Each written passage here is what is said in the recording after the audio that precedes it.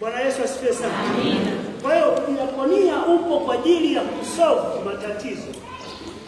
Upo kwa ajili ya kutatua matatizo. Bwana Yesu asifiwe sana. Amina. Kwa ajili ya kutatua matatizo. Kama ni kutatua matatizo, wewe una matatizo ya kiuchumi, una matatizo ya ndoa, una matatizo ya mtoto wako, una matatizo mbalimbali. Udiakonia unakuhusu. Bwana Yesu asifiwe sana. Kwa hiyo nyinyi ambao mmeletwa hapa, ni platform nzuri mno kuhakikisha kwamba mnasaidia watu wengine wapate neema ya kusaidika. Ndio kitu kikubwa. Na ndio Mungu anachokitaka kutoka kwetu. Msaidie mtu mwingine. Na Mungu anaenda mbali sana. Unapofanya uinjilishaji ndio unaposaidia watu wengine. Ndio ambapo unazaa matunda. Bwana Yesu asifiwe sana. Amen. Kwa kuzaa kwetu matunda ni pale ambapo tuna uwezo wa kuwasaidia watu wengine. Kwa hiyo kwa maana nyingine, udiakonia ni zaidi ya huduma kanisani.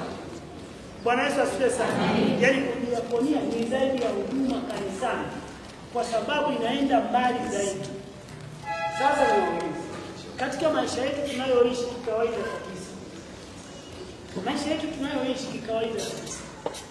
Je, wewe una mtazamo wa aina gani? Una mtazamo wa kuwa mshindi?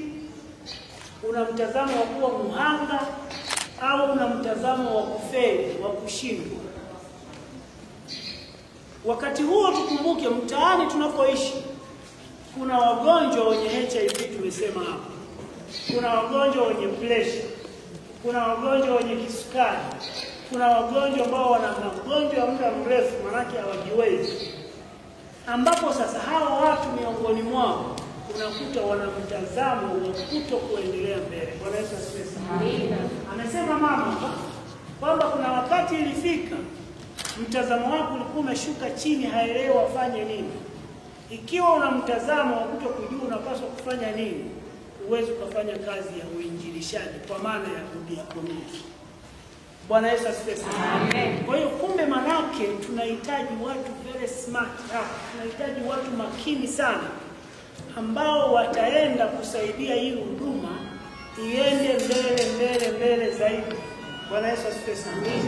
Kwa hiyo inahitaji usikivu mkubwa wa namna ya kutumia haya mnayoyapata hapa ili yaweze kuwasaidia. Vinginevyo hamtafanya. Sasa kinachojengeka ni nini? Ukiwa na mtazamo chanya, unajijenga katika msingi wa kujiamini. Sema kujiamini. Kujiamini. Mtu anayefanya vizuri katika maisha yake ni yule ambaye ana mtazamo ambao uko sawa sawa. Kwa hiyo ukiwa na mtazamo wa kujiamini, hichi tunachokisema hapa kitafika katika makanisa yetu yote. Na kwa waumini wako wanaokutarajia huko kitafika. Lakini ikiwa huwezi kujiamini, sasa mwenyekiti hapa amesema kama wewe mwenyewe huwezi kujiamini katika msingi wa uchumi, wewe mwenyewe huwezi kujiamini katika msingi wa imani yako, huwezi kujiamini katika msingi wa maisha yako, hakuna utakachokifanya. Wewe utakuwa ni muhitaji. Muhitaji ni kama mwizi. Bwana Yesu asifiwe sana. Amina. Muhitaji ni kama nani? Mwizi. Yaani muhitaji kila anachokiona anatamani kiwe chake. Ni kweli kabisa. Ukienda kugawa, huyu mgawaji na anaficha. Huyu hana sifa hata moja. Huyu hawezi kuzaa matunda. Hawezi. Tunataka watu ambao watazaa matunda ndani ya kanisa. Nimewaambia mimi nimefaidika sana